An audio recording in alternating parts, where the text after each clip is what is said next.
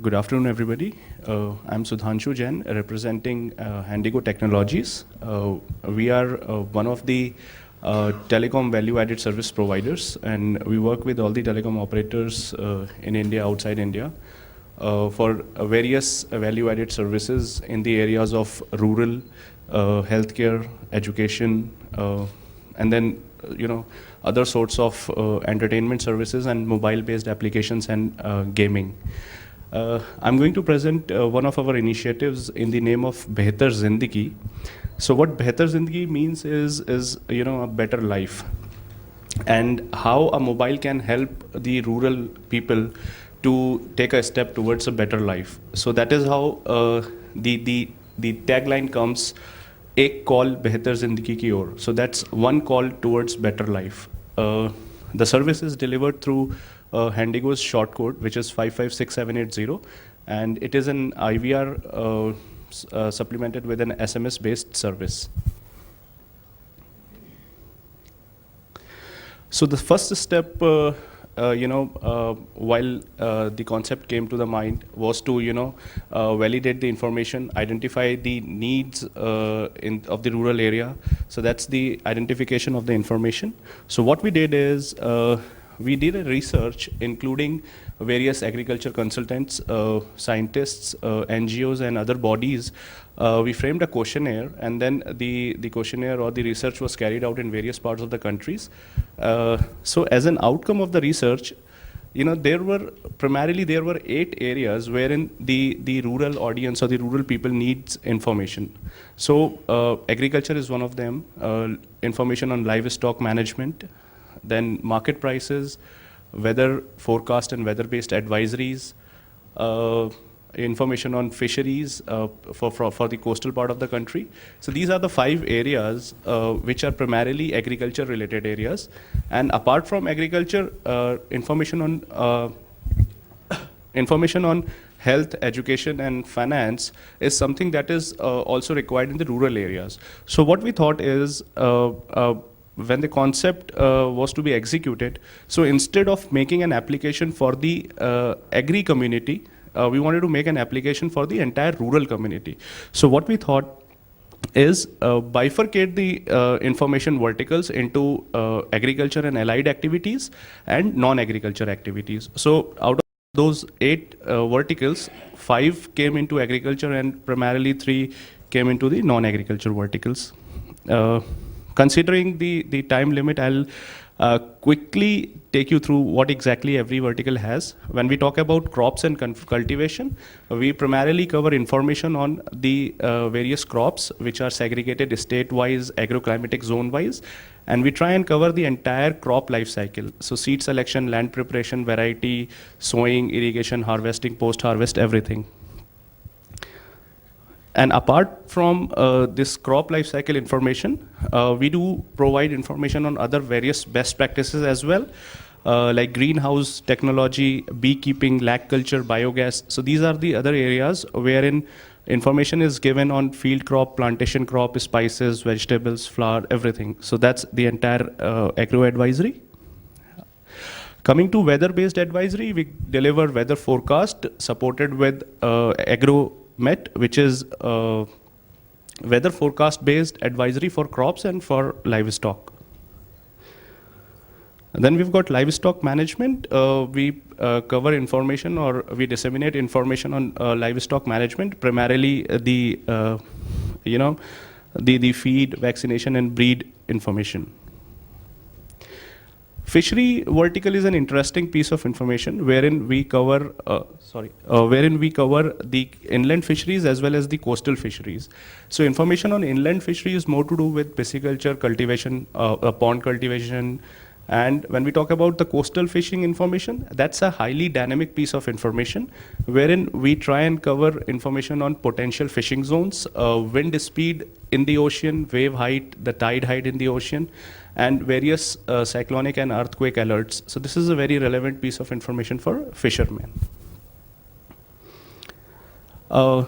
Market price is something that we deliver basis on the pin code. So a farmer is asked to key in the pin code. Basis on the pin code, we identify the location, the nearest markets and commodities available, and the prices are disseminated. Another minute, please. Yeah. Then we've got information on rural finance with various rural agri credit schemes. When we talk about education, it's information on self-employment, various government schemes, information on solar energy, organic farming, etc. So it's educating the rural people about various concepts and schemes. Coming to health, it's primarily related with women and child health, pre-post pregnancy care, child nutrition, basic hygiene, etc.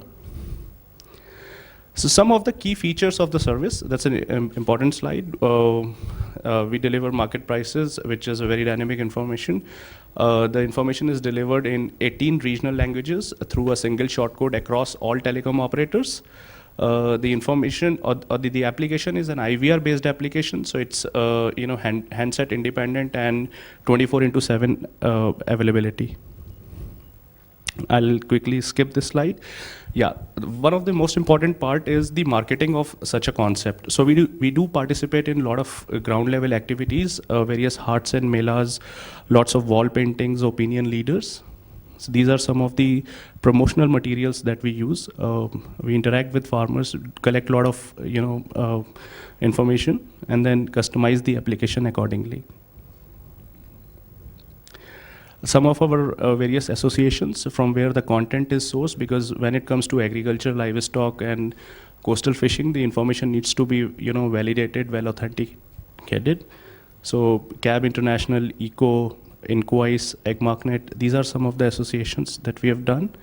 Managers supporting us, Haryali Kisan Bazaar from DSCL. These are some of the associations. So that's it from Handigo. Thanks.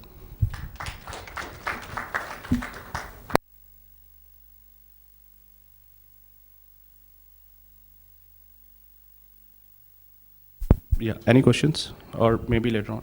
Yeah, okay. This is Yugal from Tech Mahindra. Yeah, so I'm just trying to understand, in case of health, you said this is a 24/7 service. So if somebody has some query over the IVR and it's not getting resolved over the IVR or your set of questions, predefined set of questions, do you have a set of doctors 24/7 aligned with that? How you are providing 24/7 health service? No, when we talk about 24/7 service, this is primarily an IVR which is available 24/7. There are no live counselors attached as of now with Behtar Zindagi as the service for the rural areas. There are no doctors, so there is a facility of a call patch or a call connection to the counselor, but not with this service. We've got another product and service which is in the name of Health and You, where we are doing this service. This data is static data. Yeah, this is the static piece of information when it comes to health. Yeah, thanks. Hi, I'm Shikhar. So a very interesting concept that you have. So is it what, it's a subscription based, or how it happens? Like when you say it's like fisheries, or when you say you give a weather forecast or something like that. So is it what, it's an outbound call that goes to the subscriber, he subscribed to that, or he dials in and he gets an alert? How does that mechanism work? Maybe I missed it out somewhere. Okay. No, I didn't touch that. You didn't miss that. So actually, when it comes to telecom VAS, we are the bad guys who deduct people's money. And yes, this is a subscription-based service. So what happens is the concept is promoted through outbound dialers, OBDs or SMS. And then the user is asked to subscribe the service. There are various subscription packs available based on the duration validity. That is why we call it toll-free. So it's a duration-based subscription which is available. A person subscribes Behtar Zindagi as a complete pack. So there is no bifurcated subscription for agriculture, fisheries, or livestock or health. So to give you an example, for example, if he is buying a 10 rupee subscription, he gets access to all the 8 verticals. Basis on his utilization, he can go into the IVR, navigate to the right piece of information. So the idea that we want to bring to the table is, if I'm a farmer, information on agriculture and market price is relevant to me. I pay 20 bucks, I get the subscription, or I pay 10 bucks or 30 bucks, I get the subscription. I'm utilizing the information which is available in agriculture and market prices. Along with that, I get a lot of information for my family, like information on education, various schemes, various credit schemes, or various health schemes. So that's a value addition within a value-added service. So that is what we want to bring to the table. Or if I'm a fisherman, I subscribe it for information on the coastal areas.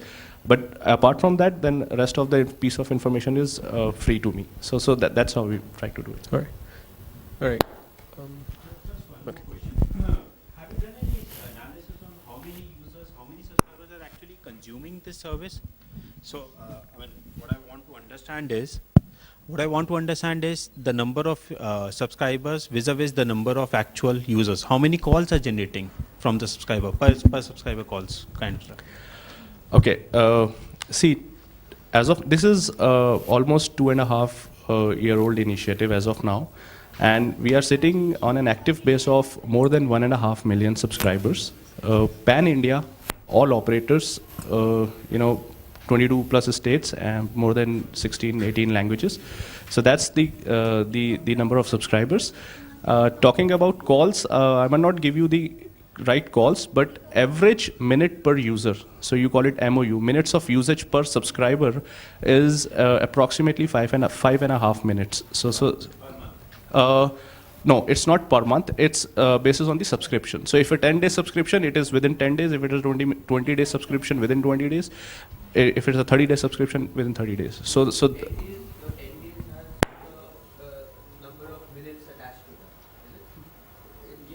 no, it's 10 rupees for 10 days, unlimited browsing. So that's how I'm saying. All right. Thank you. Can we move to the next presentation? Thank you, Sudhanshu. Next presentation will be from Mr. Rajesh Shah.